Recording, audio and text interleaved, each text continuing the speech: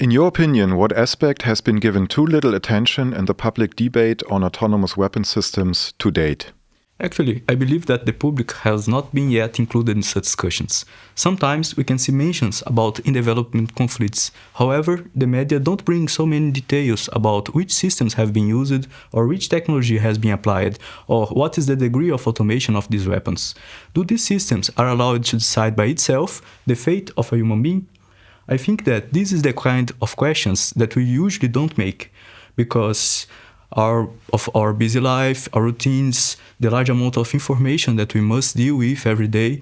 But if we realize that nowadays we are using many systems that can decide or suggest action for us, for example, while using mapping systems that suggest what is the best path to follow, some virtual assistants that can feed us with new informations. So, in this case, we must want to talk about at which level we are willing to accept such interference. Also, we must have in mind that machines are not perfect. Sometimes information given from machines are not accurate, and we must be able to identify when such failures happen. What problem does your research address?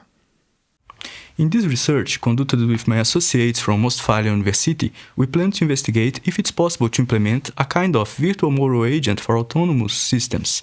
As I mentioned before, today, we can have some of these systems at our home, for example, autonomous grass-cutting machines, cleaning robots, so it's important to improve the compliance of those systems with our laws, especially the ones about data protection.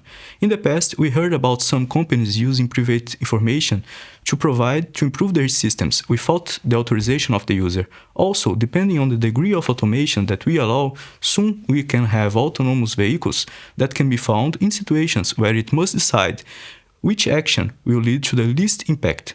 So this research proposed to study if it's possible to embed such kind of decision-taking algorithms in autonomous machines, to comply with some very new standardizations from IEEE Robotics and Automation Societies, for example, which propose a framework to implement such methods.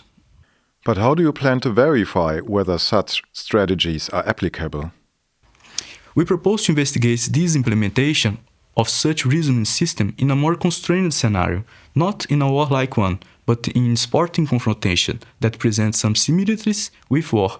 For this purpose, we choose the RoboCup scenario, where we have humanoid robots developed to play soccer, which stands for a physical confrontation. For this quest, robots must be autonomous. They should follow rules, and also, in some cases, the human intervention is required to avoid a major issue. Such crashing after transpassing the demarcation lines, for example. This scenario was chosen because it can be transferred very well to battlefield scenarios. Rules apply on the soccer match, and rules should also apply on the battlefield. It is possible to have robots that follow rules.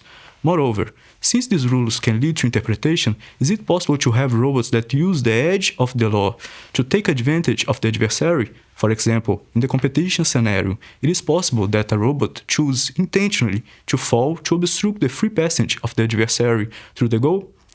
Finally, it's interesting to mention that this soccer competition started with the idea of having a match between the human soccer world champion and the RoboCup champion teams.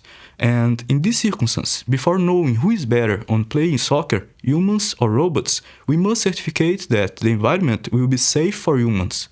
So, those are some of the questions that we want to investigate on this research.